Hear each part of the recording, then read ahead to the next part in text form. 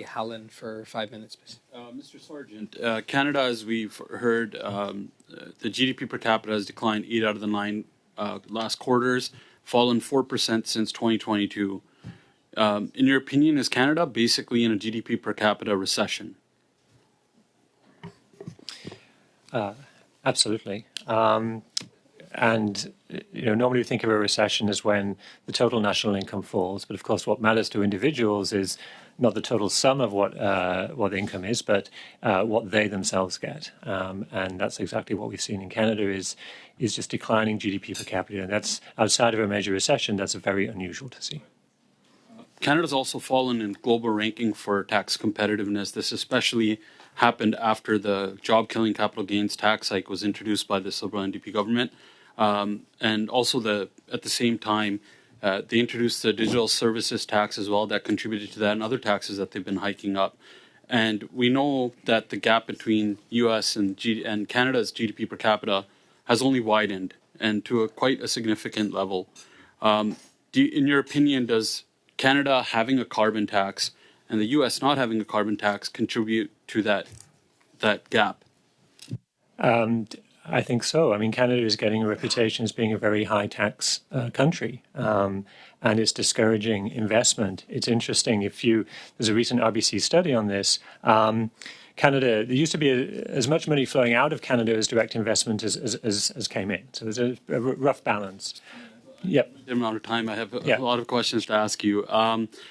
Would you also agree that the taxes being lower in the U.S. compared to Canada contribute to that widening gap between the U.S. and Canada? Absolutely. International capital is very mobile and it moves around quite quickly, and Canada is uncompetitive, not just compared to the U.S., but quite a lot of other countries. And are taxes and permitting costs being lower in the U.S. on the construction of new homes also contributing to that gap? I mean, certainly if you're going to invest in housing in Canada, you're going to have a very long wait before you actually see anything get built, and that time is very significantly less in the United States. Would it be fair to say that the higher taxes, as you mentioned, and longer permitting times are causing the decline in GDP per capita in Canada as well? I think those are key contributors to the predicament that we find ourselves in. The Prime Minister recently claimed that the increasing the capital gains taxes has what he says has no impact on whether people invest more or invest less. Does he have any idea what he's talking about? I'm not going to speak for the Prime Minister, but I can tell you as an economist, when you increase taxation on investment and saving, you're going to get less investment and less saving. Mr. Robson, I'll ask you the same thing. The Prime Minister claimed that increasing capital gains taxes has no impact on whether people invest more or invest less. Can you I've already said, so I'll repeat that the direction of the impact is very clear. You're going to get less. I'm echoing Tim Sargent. You'll get less saving and less investment. The higher capital gains tax on corporations is less visible than the one on individuals, but it's pervasive. And so that is going to reduce the return on investment and make the marginal project more attractive to undertake in the United States than in Canada. Thank you. Mr. Sargent, I wanted to, get your thoughts on the government keeps saying that it's only 0.13% of the population that's going to be affected by this capital gains tax hike. Can you elaborate a little bit more on that, how it's actually not? It does affect the middle class as well?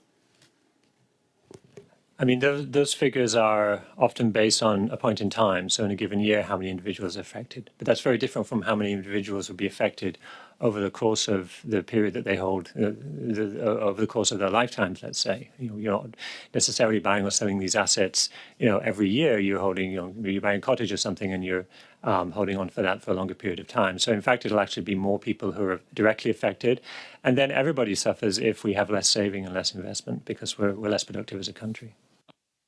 Chair, with my remaining time, I just wanted to put something on notice, if that's okay. I just want to put it on notice.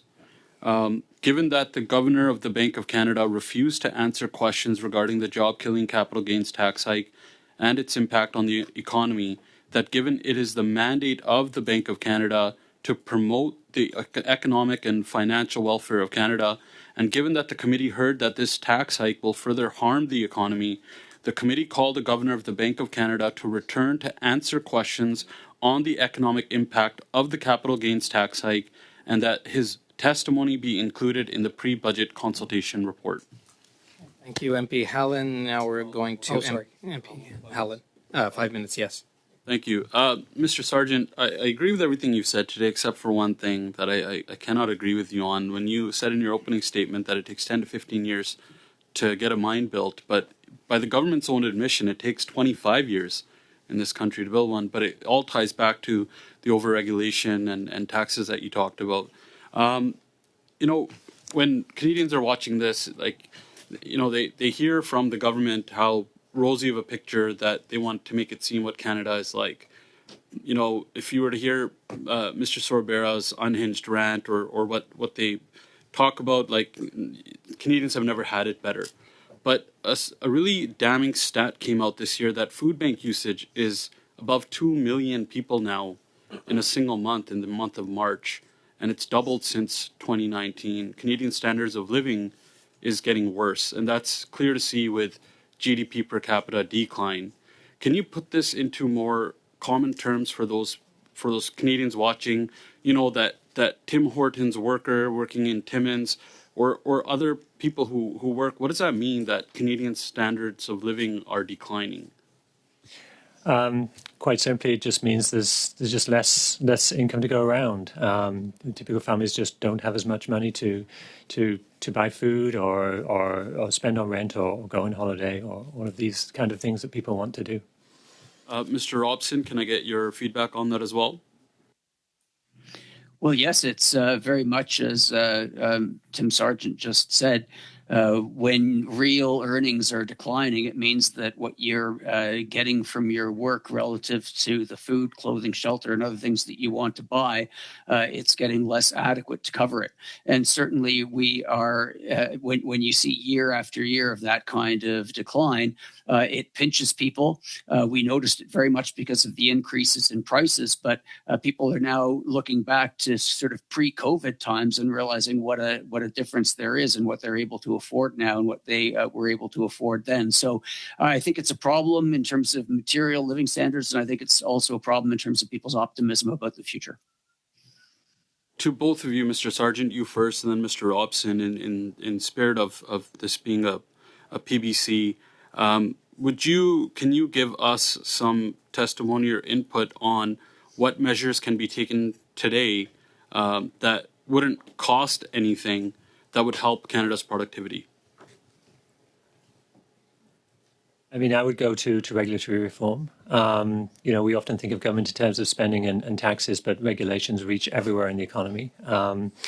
Interprovincial trade barriers, for instance, are a huge barrier in Canada. The IMF has called that out. I've talked about the regulatory system for major projects. I mean, that costs Canada investment dollars. And just around the country, there's so many businesses just complaining about red tape. I would cite similar things. I think that reducing the size of the federal government would save money and in some cases would help to spur growth by just freeing up resources elsewhere. Regulation, a lot of the housing problems are not the federal government's remit, but it's an astonishing thing when you look at the increases, the improvements in technology of home construction over years, that the time to complete a house has actually gotten longer. And that seems to be a consequence of regulation. Interprovincial trade barriers, I would mention as well. And just to throw something out that hasn't come up yet, but I think is quite important as we think about ways of getting more investment, including from pensions funds in Canada. The Canadian government has assets that are underperforming, including airports, for example. You would not lose any money by making those available for private investment, and I think it would improve infrastructure, it would improve our supply chains, and generally give the economy a bit of a boost. Mr. Robson, you talked about government deficits before. Can you expand a little bit further the the PBO recently said that the government is going to blow through its $40 billion budget by $7 billion.